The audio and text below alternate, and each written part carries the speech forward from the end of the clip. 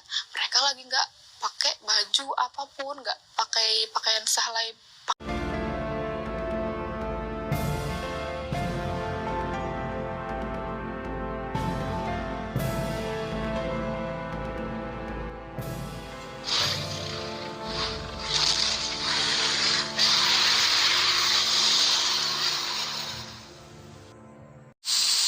Nanti ngelawan ge biar enak, jangan diem aja. Dan aku bilang, ini kamu maksudnya apa?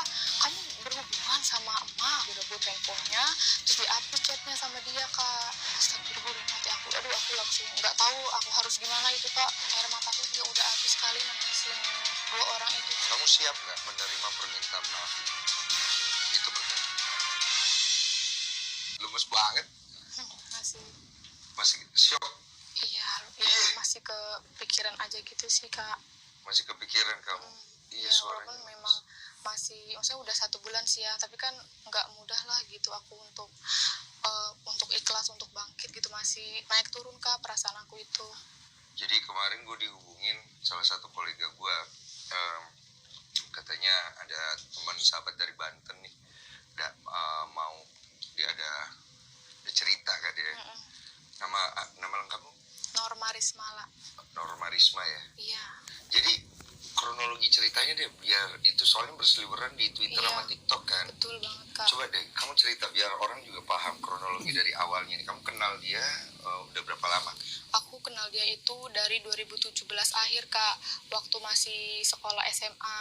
Dari situ ya kita pacaran, terus 2021 bulan 4 kita nikah gitu. Nah, habis nikah, awalnya kita masih tinggal di rumah bapakku. Karena sebelum menikah itu, waktu 2020, aku pernah mergokin chat ya, bukan ngeliat secara langsung, bahwa mereka itu udah pernah berhubungan badan. Hah? 2020 pada saat... Minum dulu, tenang dulu. Iya, santai dulu Norma. Oke, tarik nafas dulu, nak. Tarik nafas, ya. Baca-baca dulu dalam hati, biar kamu relax dulu gak ceritanya. Oke, udah enak? Udah ya? Oke, jadi ceritanya, kamu sebelum nikah, udah pernah nge-gap ya? Di WhatsApp ya? Lewat WhatsApp, Kak. Lewat WhatsApp. Berhubungan badan lewat WhatsApp maksudnya gimana? Nah, waktu itu kan aku pulang kerja, dijemput kan sama dia. Biasa kita ngobrol, aku suka cek handphonenya, WhatsApp-nya aku buka, terus ada WhatsApp dari ibuku. Aku buka kan, mereka suka ngomongin apa sih gitu.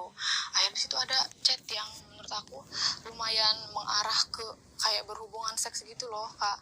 Kayak nanti ngelawan ge biar enak gitu, jangan diem aja.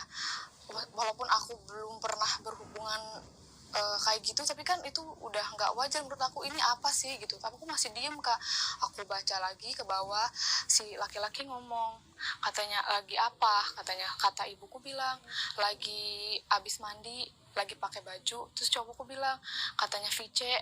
Nah di situ ibuku bilang iya. Nah di situ aku nggak tahu terjadi VC atau enggak, karena kalau misalnya tidak terjawab kan ada tuh ya, Kak, di situ, tapi tuh nggak ada tidak terjawab, jadi aku nggak tahu jadi apa enggak. Aku langsung marah kan ke dia, aku nggak nyangka, deg-degan itu, aku tremor banget, Kak, deg-degan. Aku bilang, ini kamu maksudnya apa, kamu berhubungan sama emak, aku bilang gitu.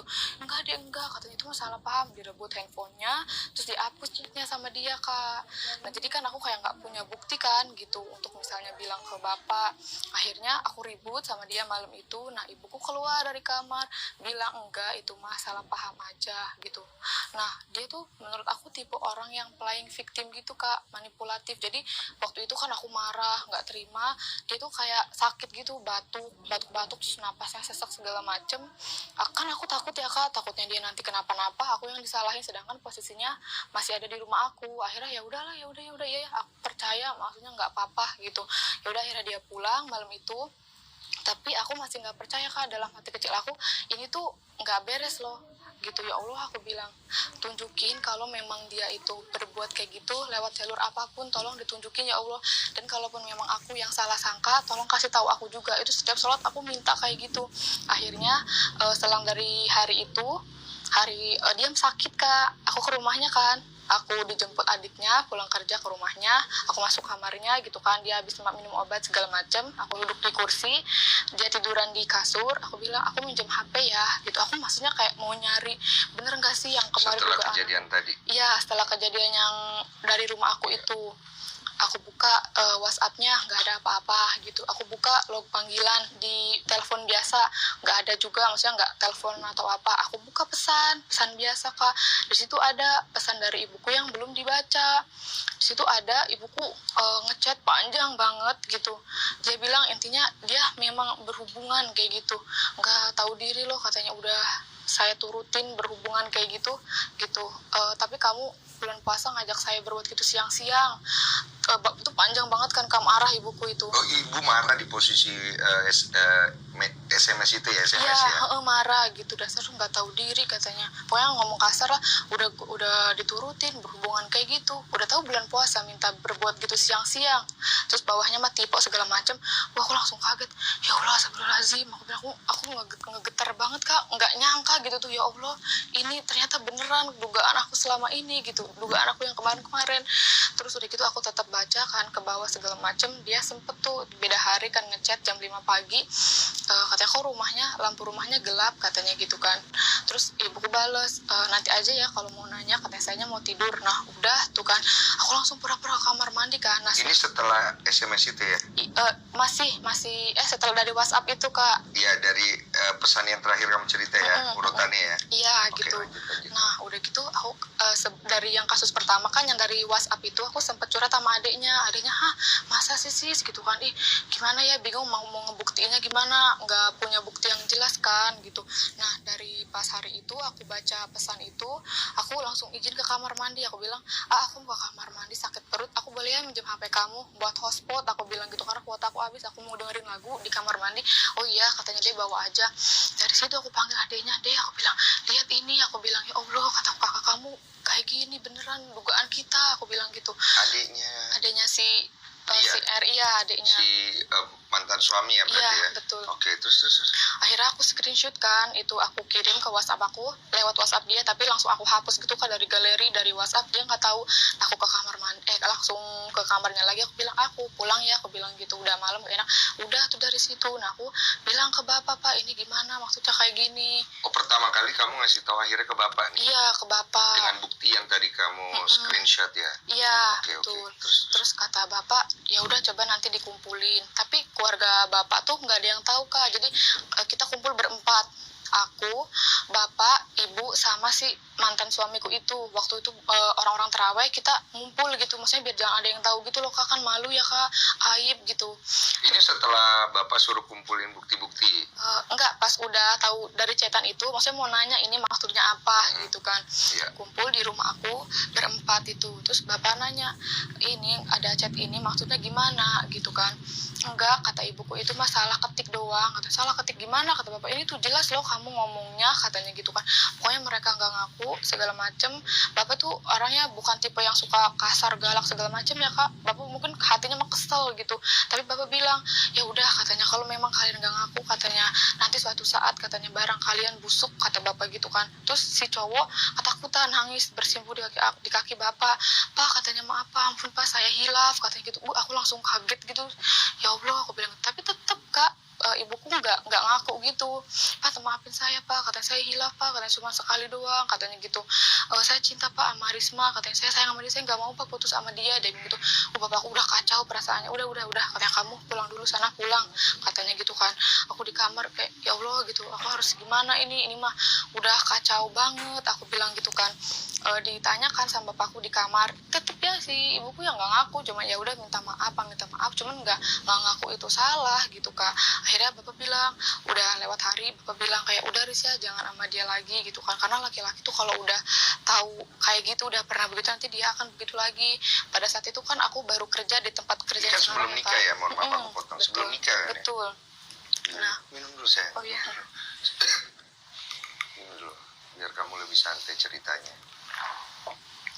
Nah terus kata bapak, udah ya jangan dilanjutin lagi, karena orang kayak gitu nanti bakalan kayak gitu lagi gitu. Tapi kan aku dengan usia yang masih berapa 18 atau 19 tahun lah gitu kak. Saat itu aku juga belum kenal deket banget sama teman-teman di toko yang sekarang gitu, jadi aku nggak ada tempat untuk bercerita, jadi aku ya bergelut dengan pikiranku sendiri aja. Aku juga masih cinta gitu, bucin banget kak aku tuh ke dia gitu. Akhirnya aku bilang, Pak, tapi aku tuh cinta Pak sama dia, kan dia cinta pertama aku bilang aku nggak pernah pacaran sama dia Pak, mungkin dia nanti juga berubah kali Pak, itu mah hilaf gitu. Aku jadi malah aku yang sering berantem sama bapak karena akunya pengen sama dia, bapaknya nggak setuju kan. Gitu. Akhirnya ya berjalannya waktu segala macem, ya mungkin bapak juga bingung kan, aku anak satu-satunya, kalau aku nggak diturutin takut akunya gila atau gimana kan. Sampai akhirnya waktu itu ke pernikahan gitu. Nah pas pernikahan juga bapak bilang, sekarang sebenarnya bapak tuh pas kamu nikahan juga hati bapak mah hancur katanya gitu kan. Makanya pas di foto pernikahan itu kan bapak mah nggak ngegandeng aku sama sekali gitu tuh. Mungkin dalam hatinya mah kayak aku tuh nggak siap mengantarkan anakku untukmu mungkin ya kak, karena nggak megang aku sama sekali gitu loh. Mungkin ya pakai masker, mungkin sebenarnya sedih gitu, tapi nggak mau, nggak mau nunjukin gitu. Dan belum ada yang tahu kan, dari keluarga aku nggak ada yang tahu tuh kasus yang pertama. Terus kalau dari keluarga dia ada, cuman kayak adiknya sama beberapa kakaknya. Cerita Gitu. Udah kita nikah kan, awal nikah itu masih di rumah bapak, aku kerja, bapak kerja. Aku juga masih suka curiga gitu ya kak, maksudnya kita nggak pernah tahu lah orang tuh bakal gimana gitu, apalagi sekarang udah di rumah loh berdua gitu. Akhirnya kita nikah bulan 4, bulan September kalau nggak salah kita pindah gitu. Nah waktu pas pindah juga ya ibuku tuh nangis marah-marah gitu, tapi September 2021 gitu. Aku memang waktu nggak bilang sih aku mau pindah, jadi tiba-tiba aku langsung ngangkutin aja barang-barang gitu kan. Terus ya bapakku juga agak sedikit marah sih, kok nggak bilang-bilang sama bapak kalau kamu mau pindah gitu kan. Ya kalau bilang nanti pasti sama ibuku nggak boleh gitu tuh kak, karena aku tuh nggak mau bapak juga pikiran gitu kan, bapak kerja aku pengen tenang gitu tuh, takutnya malah pikiran terus kan si ibuku sama si mantan suamiku ini di luar berduaan sedangkan aku kerja gitu. Akhirnya kita pindah kan, dan disitu ibuku tuh banyak banget ngeluarin sumpah serapah segala macam. Marah kak. Oh jadi pas nikah itu kan tinggal ke rumah bapak sama ibu tuh. Iya. Kamu mutusin untuk pindah. Kenapa waktu itu feelingnya? Iya karena kan perempuan ya kak gitu. Aku mikirnya aku kerja, bapak kerja, aku takut lah dia nanti di rumah. Dia kan bisa bilang misalnya, kamu di rumah sama kamu dulu ya, tidur siangnya misalnya. Karena ada kejadian. Ada kejadian itu. Yang pertama. Ibu marah tuh. Marah pas aku pindah itu. Marahnya apa waktu itu? Marahnya ya gitu, dia sumpah serapannya banyak banget keluar buat aku kak. Buat aku akhirnya. Intinya apa? Intinya ya nggak tahu diri lah segala macam gitu. Apa sih namanya nanti lahirannya susah, pokoknya yang kayak gitu-gitu lah kak. Aku nggak bisa nyebutin gitu. Pokoknya marah banget. Logika marahnya kenapa? Ya menurut aku ya kak, ya dia tuh marahnya bukan anaknya pergi, tapi dia mungkin nggak bisa bertemu lagi sama si mantanku itu kalau menurut aku gitu.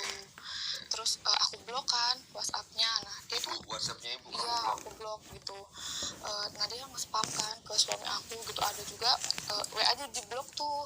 Tapi nggak tahu kenapa kalau telepon biasa tuh masih bisa dihubungin aja loh, padahal udah di blok gitu kak. Jadi masih bisa ngirim SMS aja tuh, ibu aku ngirim SMS tuh masih masuk kan. Pernah juga waktu tuh ngechat kayak halo gitu, udah bangun belum, jangan lupa berbuat kayak gitu ya gitu. Saya juga abis berbuat kayak gitu loh. Halo. Iya, jangan lupa salat subuh ya, jangan lupa mandi, jangan lupa berbuat kayak gitu sama istri kamu. Saya juga habis berbuat kayak gini sama suami saya gitu tuh kak. Tapi dari ibu? Iya, itu ngechat ke handphone suamiku kayak gitu, mantan suamiku gitu kak. Dia bilang kan, dek katanya ini mau kamu ngomong gini, udah kata aku udah jangan dibalas gitu. Aku waktu itu sering banget kan nangis, tapi aku nggak berani cerita sama teman toko karena menurut aku malu gitu loh kak, aib kan ya, bingung gitu. Dan aku juga masih ngasih kesempatan untuk mereka gitu, bahwa yang pertama tuh memang beneran hilaf gitu tuh. Aku yakin mereka bisa berubah kak gitu, tapi kan ternyata seiring berjalannya waktu ternyata mereka masih ada hubungan gitu, sampai akhirnya kemarin digerebek sama warga. Oh akhirnya yang ngegerebek warga. Kapan itu? Tahun kapan? Tahun ini bulan November. Bulan kemarin 2022. November bulan kemarin tanggal 15. Kronologi penggerebekannya gimana waktu itu? Jadi waktu itu aku kan kerja aku punya usaha kan Kak, mie ayam. Jadi Bapak lagi beli bahan-bahan mie ayam ke Jakarta. Jadi jam 1 itu Bapak pergi ke Jakarta. Nah, dia itu kalau nggak salah shift 2. Nah, udah gitu pas Bapak berangkat, kata warga ya, kata saksi, kok warung mie ayam tutup masih siang, emang kenapa gitu. Nah, ibuku masuk ke rumah kontrakan tempat tinggal kita. Jadi kedai mie ayam aku itu nggak jauh dari kontrakan aku gitu. Oh, ke situ.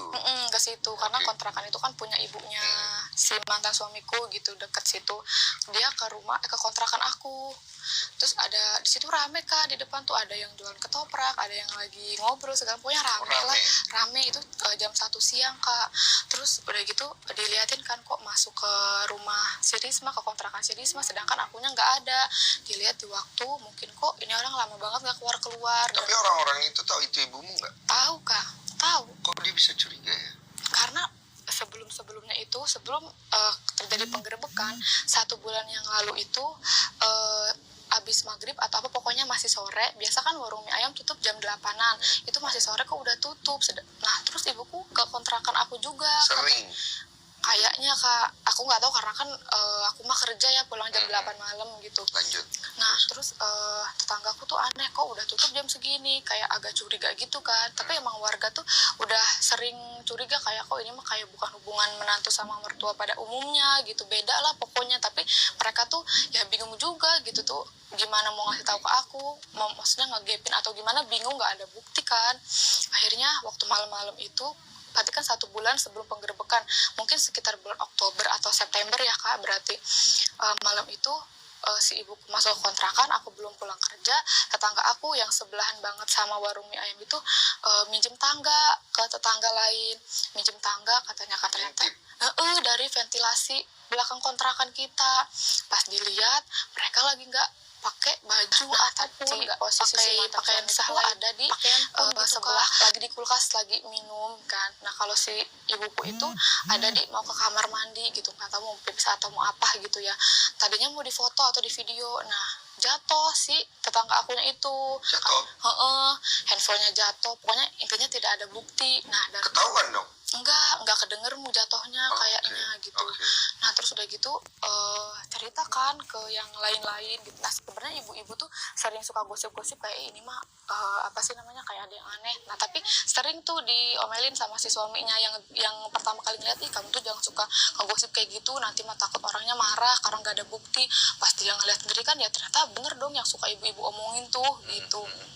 Akhirnya ya ngomong kali ke tetangga-tetangga situ gitu, tapi gimana caranya ngasih tahu ke aku sama ke bapak, ke keluarga, karena nggak ada bukti, nanti mah dikira kita fitnah. Mereka pikir kalian nggak tahu juga ya. Iya, gitu. Terus udah gitu akhirnya ya udahlah, berlalu. Pantesan kok tetangga aku sekarang mah jadi suka jarang beli mie ayam yang sekitar situ. Aku kan mikirnya mungkin mereka bosan kali atau kenyang, jadi udah nggak suka beli mie ayam aku lagi. Ya ternyata ya mereka nggak mau beli mie ayam aku, tahu gitu tuh yang apa sih si ibuku berbuat kayak gitu. Nah, akhirnya pada tanggal 15 itu yang tadi kan kayak digerebek, dia ngelihat si tetangga aku yang depan kontrakan itu kok ngelihat ini orang masuk kontrakan dengan waktu yang agak lama mungkin ya gitu, makanya dia nelpon ketua pemuda gitu. Ini kayak ada yang gak beres deh kayaknya. Nah, ketua pemuda nelpon temannya juga kan, kalau nggak salah 3 atau 4 orang lah gitu. Nah, terus ngintip ke ventilasi udara di belakang, ngintip lagi. Tapi di situ nggak ada orang Kak, di dapur nggak ada orang gitu tuh, di kayak ruang tamunya juga nggak ada orang, pokoknya di situ nggak kelihatan orang. Otomatis orangnya di kamar nih gitu kan. Terus didengerin aja tuh kayak ada orang lagi berhubungan suami istri. Wah, ini mah katanya udah nggak beres katanya gitu kan. Muter ke depan tuh, diketok pintu nggak dibuka. Terus udah gitu pas didobrak si mantan suamiku itu lari ke kamar mandi, ada apa ini ke kamar mandi, alasannya katanya mau BAB. Dan ibuku masih di kamar mandi, di kamar Kak, kalau nggak salah cuma pakai bra aja, tapi udah bawahnya udah nggak pakai celana gitu, udah nggak, pokoknya pakai bra aja. Terus dibilang sama ketua pemuda, kamu habis ngapain, katanya, maksudnya apa kayak gini. Maaf katanya, saya hilang. Nah, dari situ sih mantan suamiku kabur, dia Kak, pergi gitu, menghilang. Pergi. Sampai hari ini. Enggak, sekarang udah ada sih. Kabur kan dia tuh. Terus tadinya kan salah satu pemuda yang ngegerebek itu mau ngevideo ibuku gitu loh Kak, mungkin untuk bukti atau gimana kan. Ternyata ibuku bersimpuh di kakinya gitu, di video, jangan di videoin. Mungkin dia juga shock, lemas juga, nggak nyangka akhirnya nggak jadi di videoin. Nggak ada bukti, maksudnya ya aku nggak punya bukti secara nggak punya video atau foto lah intinya pada saat penggerebekan itu gitu. Nah jam setengah, aku belum tahu kan kalau itu kejadian jam 1-an siang, aku nggak tahu, aku mah tahunya dia di rumah nggak kenapa-napa. Jam 2:30 aku telepon dia, nggak diangkat-angkat. Aduh, kataku apa dia masih tidur ya, takutnya kesiangan gitu loh kan, nanti telat masuk kerjanya. Aku WhatsApp, kataku bangun, emang nggak kerja lama tuh beberapa menit. Terus dia bilang udah berangkat. Oh ya udah, orang mah kalau udah sampai kerjaan tuh ngabarin kataku. Chat cewek lain masuk nggak dibales, chat istri mah nggak dibales. Ya deh maaf katanya gitu. Udah tuh pas abis sholat asar waktu itu sepupu aku nelpon kan. Aku kan bukan tipe orang yang suka ngangkat telepon ya kak. Ada apa, aku bilang kan, chat aja, penting banget, terus penting, tolong angkat dulu katanya, mau ngomong. Iya kata aku kan, di chat aja atau VN, aku bilang gitu. Soalnya nggak enak sama om teteh karena lagi rame di kerjaan, aku bilang gitu. Terus iya Risma tolong ya izin dulu pulang, izin pulang sama teteh sama om katanya gitu, karena ada masalah di rumah gitu kan. Terus ya izinnya izin harus gimana, ya jelasin dulu, aku gimana mau izin kalau aku nggak tahu ceritanya, aku bilang gitu kan. Itu katanya mama sama si R katanya digerebek pemuda. Hah, digerebek di mana, yang benar, aku bilang. Nggak nyangka kan, aku bilang di kontrakan katanya digerebek sama pemuda, lagi enak katanya gitu, lagi berbuat begitu. Dan si mantan suamiku ini kabur kata aku kan. Enggak kok, dia kerja, karena kan jam 2:30 itu dia bilangnya udah berangkat kan. Aku tuh masih nggak percaya sama berita itu loh kak, aku masih percaya bahwa ya dia kerja gitu tuh, kalian tuh salah loh gitu. Akhirnya kata saudaraku, kerjanya di mana emang, di toko yang mana, ada di dekat sini. Aku bilang ya udah kalau emang dia kerja, kamu bawa dia pulang ya karena mau sidang sama Pak RT katanya gitu. Mau sidang sama Pak RT. Maksudnya apa nih gitu, terjadi kayak gini. Terus udah gitu pas akhirnya kan aku nggak percaya, kayak ih ada tahu dia tuh kerja. Aku dalam hati banget ya berarti ya. Iya udah kayak gitu, aku masih berpikir positif bahwa enggak kok, kalian tuh salah. Akhirnya aku minjem motor temen aku kan, kalau nggak salah jam 5-an lah gitu. Aku ke tokonya dia karena nggak jauh kan dari tempat kerja aku. Di motornya itu di parkiran nggak ada kak. Aku masih berpikir positif banget. Aku bilang oh mungkin lagi ke toko temennya kali ya, ngambil barang atau apa yang harus dipinjem. Aku masuk ke dalam kan, ada kasir. Mbak maaf, aku bilang ada Pak R nggak ya, aku bilang gitu. Bu katanya Pak R nya nggak masuk tahu, katanya sambil nunjukin chat kan, katanya sakit katanya, tapi aku nggak ngeliat jelas ya, cuma kayak sambil nunjukin gitu. Jam berapa dia bilangnya, aku bilang jam 1 atau jam 1:30 lah ya, pas waktu di penggerebekan itu. Astagfirullah, dalam hati aku, aduh aku langsung nggak tahu aku harus gimana itu kak, blank banget lah otak aku gitu. Yang di otak aku cuman oh ya udah kak, aku bilang oh ya makasih. Aku keluar di motor, aku bilang ya Allah gitu, digerebek pemuda tahu, orang-orang tahu gitu. Terus berarti ini aku harus pisah sama dia gitu tuh, karena ya kamu masih nggak mau pisah ya. Iya kan, maksudnya udah jelas ya aku disakitin, tapi aku tuh masih cinta banget gitu kak ya. Aku 5 tahun kan sama nikah gitu sama dia gitu, dari zaman sekolah aku yang nemenin gitu ya. Intinya kita berproses bareng-bareng lah sampai dia ada di titik sekarang, sampai dia jadi karyawan tetap gitu kan. Siapa kak ibaratnya yang nggak nemenin mah kalau bukan aku gitu ya. Susah bareng. Iya gitu. Ya aku tahu mungkin ada doa ibunya juga ya kan, yang maksudnya ya dilancarin kerjaannya, tapi kan ada rezeki istri juga kan kak di situ.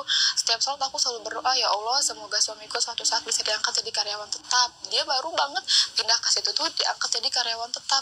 Aku mikirnya kayak gitu, gue yang nemenin kok jadi kayak gini loh gitu, kok dia tega banget sih sama aku gitu. Akhirnya aku pulang lagi ke toko kan, itu aku udah bengong banget kan, lagi ada barang yang pada bongkar barang segala macam, tapi aku tuh udah bengong gitu kan. Tapi aku belum bilang ke teman-teman, belum bilang ke ke orang toko lah gitu, ke bos juga belum bilang gitu kan. Maksudnya malu ya kak gitu, kalau karena aku masih awalnya tuh masih kayak berharap ya aku masih tetap bisa sama dia gitu loh. Masih kamu berpikir begitu ya? Iya. Luar biasa hatimu ya. Terus udah gitu akhirnya kan kata saudara aku udah ya katanya pulang gitu kan, ditungguin Pak RT. Kata aku nggak mau gitu kak, karena aku nggak siap gitu loh kak. Aku nggak siap untuk menghadapi kenyataan ini gitu di depan semua orang. Aku menyaksikan itu semua, aku nggak siap gitu, aku nggak siap pisah. Dan aku nggak nyangka kenapa kamu masih berbuat kayak gitu sama ibuku gitu tuh. Akhirnya jam 7:30 kan kita pulang jam 8, 7:30 itu paman aku ngejemput aku. Ya udah akhirnya aku izin kan pulang